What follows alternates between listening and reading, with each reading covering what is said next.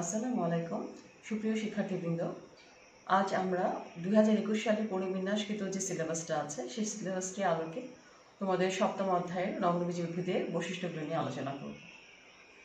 তোমরা নিশ্চয়ই এর আগে নগ্নবীজি উদ্ভিদের বৈশিষ্ট্য সম্পর্কে আগে থেকে জেনেছ। তোমরা বেন্থাম হুকারের শ্রেণীবিন্যাসটা হয়তো পড়েছ, যেটা কৃত্রিম শ্রেণীবিন্যাস নামে পরিচিত ছিল। আমরা সেখানে দেখেছিলাম যে বেন্থাম হুকার সমস্ত উদ্ভিদ জগৎকে দুইটা সাব কিংডমে বিভক্ত করেছিলেন। আমি একটু বোর্ডে একটু দেখাই তোমাদের যে সমস্ত কিংডমকে, উদ্ভিদ জগতের যে কিংডম উদ্ভিদ জগৎ প্লান্টটি তাকে দুইটা সাব কিংডমে বিভক্ত করেছিলেন। একটা ছিল কি ক্রিপ্টোগ্যামিয়া,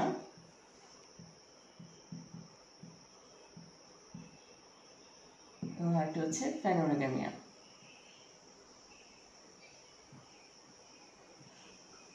ক্রিপ্টোগ্যামিয়াকে আবার তিনটা ডিভিশনে ভাগ করা হয়েছে। একটা হচ্ছে থ্যালোফাইটা, ব্রায়োফাইটা এবং টেরিডোফাইটা।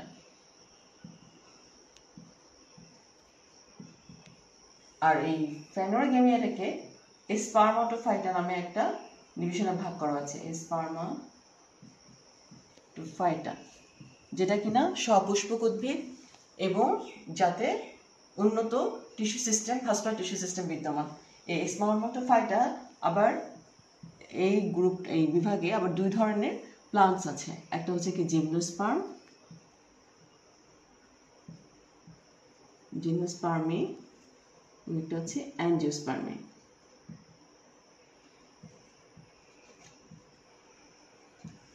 আমরা আজ এই জিমনোস্পার্মি যে এই গ্রুপটা আছে এইটা নিয়ে আলোচনা করব।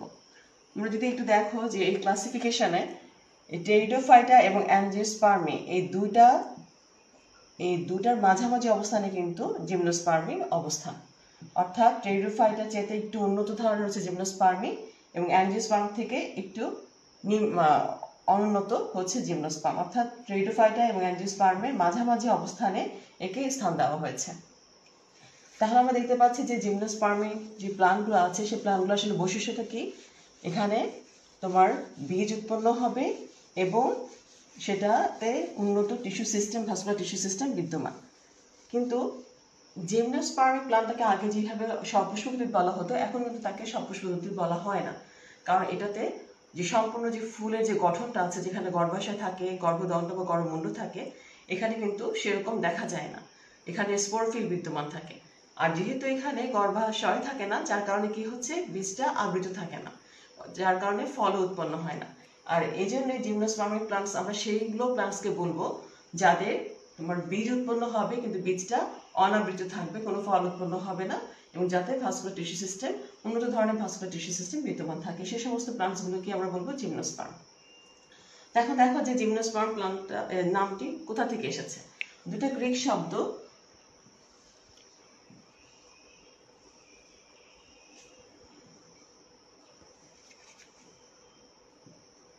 জিমনোস মানে হচ্ছে ন্যাকেড, এবং স্পার্মা মিন্স সিড, অর্থাৎ ন্যাকেড সিড। যে সমস্ত প্লান্টসের সিডগুলো অনাবৃত অবস্থা থাকে সে সমস্ত প্লান্টসকে বলা হয় জিমনোস্পার্ম। এই জিমনোস্পার্ম শব্দটি সর্বপ্রথম থিওফ্রাস্টাস, আমরা জানি উদ্ভিদবিজ্ঞানের জনক থিওফ্রাস্টাস, উনি তার এনকোয়ারি ইনটু প্লান্টস নামক বইতে সর্বপ্রথম ওই শব্দটি ব্যবহার করেছিলেন। আজ থেকে প্রায় 30 কোটি বছর আগে প্যালিওজোইক ইরাতে এই প্লান্টসের খুব আবির্ভাব ছিল, কিন্তু সময়ের সাথে সাথে এই প্লান্টসগুলো আজকে আমাদের কি বিলুপ্ত হয়ে গেছে। প্রায় 63 জেনাসের প্রায় তোমার 22 স্পেসিস এখনো বর্তমান আছে। কিন্তু এই যে সমস্ত উদ্ভিদগুলো এখনো টিকে আছে সেগুলো কিন্তু অতীতে যে সমস্ত উদ্ভিদগুলো বিলুপ্ত হয়ে গেছে তার সাথে এখনো কিছুটা বৈশিষ্ট্যের দিক থেকে সাদৃশ্যপূর্ণ রয়েছে, যার জন্য যে এখন যে লিভিং যে প্লান্টসগুলো আছে তাদেরকে বলা হয় লিভিং ফসিল। এই চ্যাপ্টারের একটা গুরুত্বপূর্ণ ছোট প্রশ্ন আসে 1 নম্বর বা 2 নম্বরে, যেটা হচ্ছে কি লিভিং ফসিল কি। তাহলে আমরা বলবো কি লিভিং ফসিল বলতে সে সমস্ত প্লান্টসগুলোকে বোঝাবে যে অতীতে যেগুলো বিলুপ্ত হয়ে গেছে তার বৈশিষ্ট্য ধারণকারী এখনো যে সমস্ত উদ্ভিদগুলো পৃথিবীতে টিকে আছে সে সমস্ত উদ্ভিদকে বলা হচ্ছে লিভিং ফসিল। যদি উদাহরণ হিসেবে বলি তাহলে সেটা হচ্ছে কি গিঙ্গো বাইলোবা,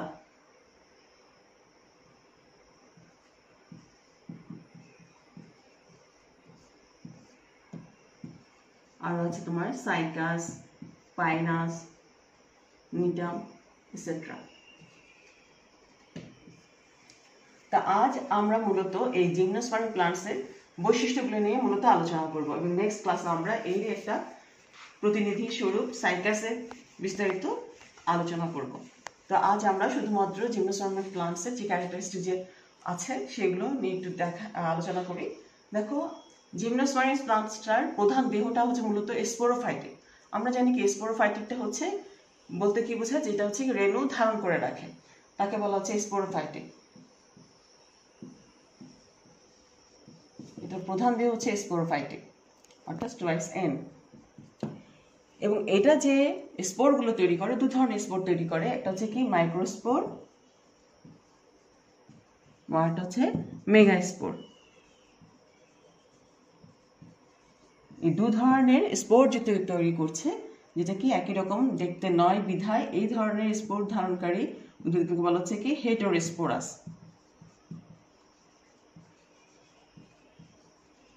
হেটেরোস্পোরাস। জিমনোস্পার্মিক প্লান্টসগুলো মূলত কি স্থলজ এবং এরা কিন্তু বৃক্ষ জাতীয় উদ্ভিদ, কিছু গুল্ম আছে। তো এই উদ্ভিদগুলো চিরসবুজ এবং এতে কিন্তু দেখা যায় যে দু ধরনের পাতা তৈরি হয়। একটা হচ্ছে কি সবুজ বর্ণের সূক্ষ্ম সূচাকার যে পাতা, যেটাকে বলা হচ্ছে কি গ্রিন ফলিয়েজ লিভ।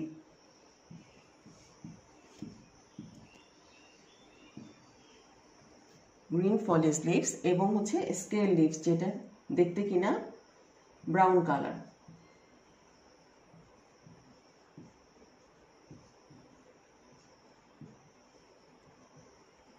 এবং এই যে গ্রিন যে ফলিয়েজ লিভসগুলো আছে সেগুলো কিন্তু তোমার পক্ষল যৌগিক ধরনের, অর্থাৎ পাতাগুলো র্যাকিসের উভয় পাশে জোড়ায় জোড়ায় অবস্থান করে, যার জন্য তাদেরকে বলা হচ্ছে তোমার পক্ষল যৌগিক।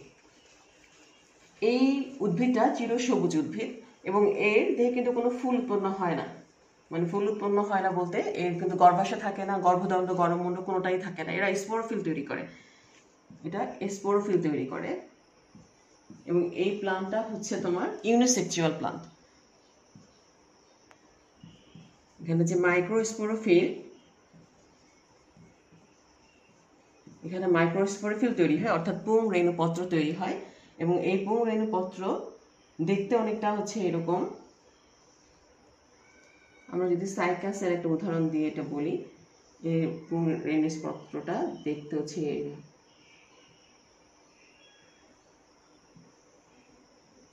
যেখানে অনেক সোরাস থাকে।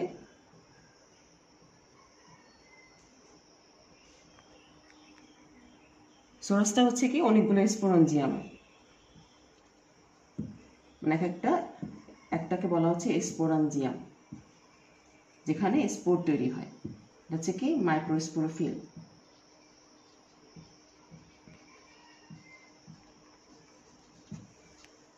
আর এখানে মেগাস্পোরোফিল তৈরি হয়, যেটাকে দেখতে অনেকটা কি ক্রাউনের মতো মনে হয়, মেগাস্পোরোফিল।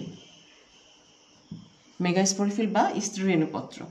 এবং এই স্ত্রী রেণুপত্রগুলো কিন্তু উন্মুক্ত থাকে, যার কারণেই আমরা বলছি যেহেতু ডিম্বক তোমার উন্মুক্ত থাকছে, তাহলে কি বীজ যে তৈরি হবে ফার্টিলাইজেশনের পরে সেটা কি হবে, উন্মুক্ত থাকবে বা নগ্ন অবস্থায় থাকবে। এই জন্য এই প্লান্টটাকে বলা হচ্ছে কি নগ্নবীজী উদ্ভিদ। এই দেখো, এটা হচ্ছে ডিম্বক, মেগাস্পোর।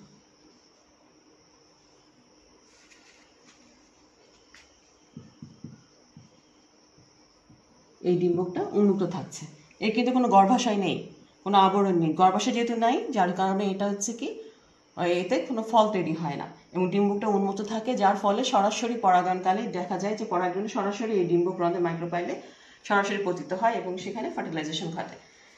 তো যাই হোক, এই দুই ধরনের যে স্পোরোফিল আছে বললাম, মেগাস্পোরোফিল এবং মাইক্রোস্পোরোফিল। এই মাইক্রোস্পোরোফিল এবং মেগাস্পোরোফিল এইগুলো ঘন সন্নিবেষ্টিত হয়ে একসাথে কোণ তৈরি করে বা রেণু মঞ্জুরি পত্র তৈরি করে। এবং এখানে তোমার ডাবল ফার্টিলাইজেশন, আমরা দ্বিনিষেকের কথা বলেছি, দ্বিনিষেক কিন্তু এখানে ঘটে না, যেটা অ্যাঞ্জিওস্পার্মে ঘটে। আর দ্বিনিষেকটা কি, যদি তোমাদেরকে একটু বোঝাতে চাই, সেটা হচ্ছে আমি যদি একটা আবৃতবীজী উদ্ভিদের চিত্র দিয়ে তোমাদেরকে দেখাচ্ছি। এই হচ্ছে একটা স্ত্রী স্তবক।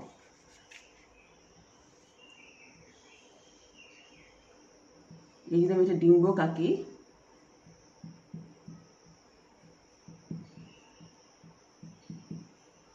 এই যেখানে মাইক্রোপাইল আছে, দেখা যায় যে পরাগরেণু যখন তোমার এই গর্ভমুণ্ডে পতিত হয়, সেখান থেকে পরাগ নালিকা তৈরি হয় এবং এই নালিকা তৈরি হয়ে গর্ভাশয়ে পৌঁছানোর পূর্বেই সেখানে কি নালিকা নিউক্লিয়াস তৈরি হয়, জনন নিউক্লিয়াস তৈরি হয় এবং নালিকা নিউক্লিয়াস আসার পথে নষ্ট হয়ে যায় এবং জনন নিউক্লিয়াস থেকে আবার দুটা গ্যামিট তৈরি হয়, পুং গ্যামিট তৈরি হয়। এই পুং গ্যামিটের একটি ডিম্বাণুকে নিষিক্ত করে এবং আরেকটি গ্যামিট এই সেকেন্ডারি নিউক্লিয়াসকে নিষিক্ত করে। সেকেন্ডারি নিউক্লিয়াস যেহেতু ডিপ্লয়েড, তাকে যদি আমার একটা গ্যামিট যদি নিষিক্ত করে, তখন সেটাকে ট্রিপ্লয়েড অবস্থা প্রাপ্ত হয়। এবং এই ডিম্বাণুকে যে নিষিক্ত করছে আরেকটি তোমার গ্যামিট, পুং গ্যামিট, যেটা দুটাই হচ্ছে কি এনএন, তাহলে সেখানে কি হচ্ছে, ডিপ্লয়েড অবস্থা প্রাপ্ত হচ্ছে। অর্থাৎ দেখা যাচ্ছে যে আবৃতবীজী উদ্ভিদে দু ধরনের দুটা ফার্টিলাইজেশন হয়, যেটাকে আমরা বলছি কি দ্বিনিষেক। দুবার যেহেতু ঘটছে সেজন্য বলছি দ্বিনিষেক বা দ্বিগর্ভাধান। কিন্তু এইটা আবার জিমনোস্পার্মিক প্লান্টসে দেখা যায় না। এখানে যেহেতু সেকেন্ডারি নিউক্লিয়াসের সাথে একটা গ্যামিট তোমার মিলিত হয়ে 3N বা ট্রিপ্লয়েড অবস্থা প্রাপ্ত হচ্ছে এবং এখানে এন্ডোস্পার্ম তৈরি হচ্ছে, এই এন্ডোস্পার্মটা হচ্ছে ট্রিপ্লয়েড। আর তোমার জিমনোস্পার্মের ক্ষেত্রে যেটা হচ্ছে, সেখানে এই যে শস্যটা তৈরি হওয়ার আগে নিষেক তৈরি হওয়ার আগে শস্যটা তৈরি হয়ে যায়, যার ফলে সেখানে শস্যটা হ্যাপ্লয়েড অবস্থা প্রাপ্ত থাকে। তাহলে আমরা দেখছি যে অ্যাঞ্জিওস্পার্মের ক্ষেত্রে দ্বিনিষেক ঘটে না, কিন্তু অ্যাঞ্জিওস্পার্মের ক্ষেত্রে দ্বিনিষেক ঘটে, অ্যাঞ্জিওস্পার্মের ক্ষেত্রে দ্বিনিষেক ঘটে, কিন্তু জিমনোস্পার্মের ক্ষেত্রে দ্বিনিষেক ঘটে না। এবং অ্যাঞ্জিওস্পার্মের শস্যটা হচ্ছে ট্রিপ্লয়েড আর জিমনোস্পার্মের ক্ষেত্রে শস্যটা হচ্ছে হ্যাপ্লয়েড। আমরা দেখো যেটা ভাস্কুলার টিস্যু সিস্টেমের কথা বলেছিলাম, যেখানে উন্নত ভাস্কুলার টিস্যু সিস্টেম আছে।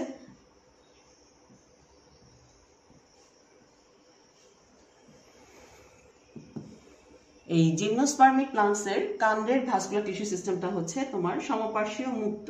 এখন সমপার্শ্বীয় মুক্ত বলতে আমরা কি বুঝি? সমপার্শ্বীয় ভাস্কুলার টিস্যু সিস্টেম বলতে আমরা সেই ধরনের ভাস্কুলার টিস্যুকে বোঝাই যেখানে কি জাইলেম এবং ফ্লোয়েম দুইটা পাশাপাশি অবস্থান করে এবং একই ব্যাসার্ধ থেকে দুইটাই পাশাপাশি অবস্থান করে। অর্থাৎ আমি যদি এরকম ছবি এঁকে দেখাই, দেখা যায় যে ভিতরের দিকে তোমার জাইলেম অবস্থান করে এবং বাহিরের দিকে ফ্লোয়েম অবস্থান করে। যেহেতু আমরা বলেছি সমপার্শ্বীয়, সে কারণে এই দু ধরনের টিস্যুই পাশাপাশি একই ব্যাসার্ধ থেকে উপরে নিচে এইভাবে অবস্থান করে। আর যখন মুক্ত বলছি, মুক্ত মানে হচ্ছে যে এই জাইলেম এবং ফ্লোয়েম টিস্যুর মাঝামাঝি জায়গায় ভাজক টিস্যু যে ক্যাম্বিয়াম আছে, ক্যাম্বিয়াম অবস্থান করে। অর্থাৎ জাইলেম ফ্লোয়েমের মাঝখানে যদি ক্যাম্বিয়াম এই ভাজক টিস্যুটা অবস্থান করে, তখন সেটাকে আমরা বলি মুক্ত সমপার্শ্বীয় ভাস্কুলার তন্ত্র।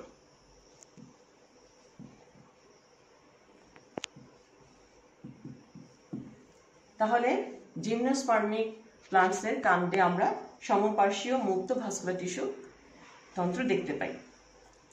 আর এখানেও যৌনিক্রম দেখা যায়, কিন্তু এখানে যে যৌনিক্রমটা দেখা যাচ্ছে সেটা হচ্ছে কি হেটেরোমরফিক।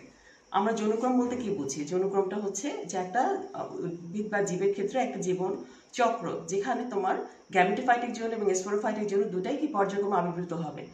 দেখা যায় যে এই জিমনোস্পার্মিক প্লান্টসের যৌনক্রমের ক্ষেত্রে তোমার স্পোরোফাইটিক পর্যায়টা একটু দীর্ঘ থাকে আর গ্যামেটোফাইটিক পর্যায়টা একটু সংক্ষিপ্ত আকারে থাকে, যার জন্য এই ধরনের যৌনক্রমকে বলা হচ্ছে কি হেটেরোমরফিক যৌনক্রম।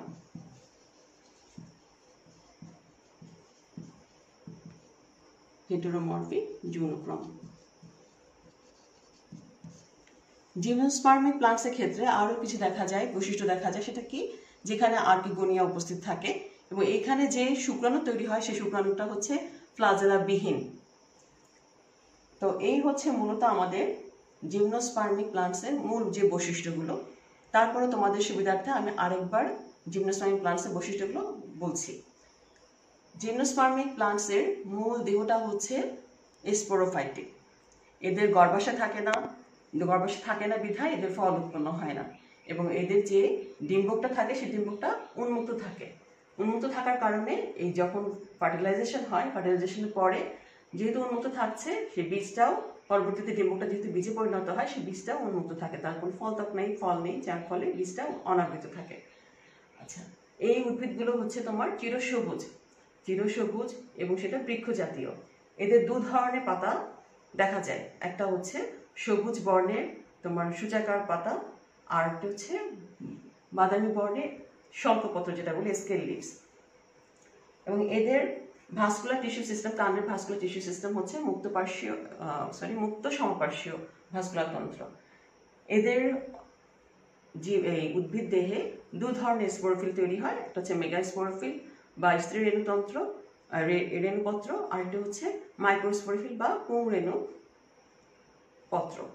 এই স্পোরোফিলগুলো একত্রে ঘন সজ্জীবিত হয়ে তোমার কোন বা এস্ট্রোবিলাস তৈরি করে। এবং মাইক্রোস্পোরোফিল কিন্তু অসংখ্য তোমার সোরাস থাকে। সোরাসটা হচ্ছে কি? সোরাস হচ্ছে অনেকগুলো স্পোরেনজাইমের সমষ্টি বা 2 থেকে 5টা স্পোরেনজাইম একত্রে মিলিত হয়ে সোরাস তৈরি করে। এই স্পোরেনজাইমের মধ্যে কিন্তু স্পোর তৈরি হয়, যেটা আমরা বলছি মাইক্রোস্পোর। এখানে দু ধরনের স্পোর তৈরি হচ্ছে এবং আকৃতিগত দিক থেকে স্পোরগুলো একরকম নয় বিধায় এই স্পোরগুলোকে বলা হচ্ছে হেটেরোস্পোরাস। আর এই জায়গায় জিমনোস্পার্মিক প্লান্টসের ক্ষেত্রে তোমার দিননিষেক ঘটে না, এবং দিননিষেক ঘটে না নিষেকের পূর্বে যেহেতু শস্য গঠিত হয়, যার কারণে এই শস্যটা হচ্ছে তোমার হ্যাপ্লয়েড। এবং এদের ভাস্কুলার টিস্যুতে তোমার জাইলেমে সঙ্গী কোষ জাইলেমে ভেসেল থাকে না এবং ফ্লোয়েমে সঙ্গী কোষ থাকে না, একটু ব্যতিক্রম আছে যেটা নিলাম। আর এদের যৌনক্রমটা হচ্ছে কি? হেটেরোমরফিক যৌনক্রম। এদের দেহে আর্কিগোনিয়া দেখা যায়, আর্কিগোনিয়া তৈরি উপস্থিত থাকে এবং শুক্রাণুগুলো ফ্লাজেলাবিহীন। এই হচ্ছে মূলত আমাদের জিমনোস্পার্মিক প্লান্টসের বৈশিষ্ট্য। আশা করি তোমরা সবাই বুঝতে পেরেছো। বইটা একবার দেখলেই তোমরা সহজেই বুঝতে পারবে। তো সবাই ভালো থাকো, সুস্থ থাকো।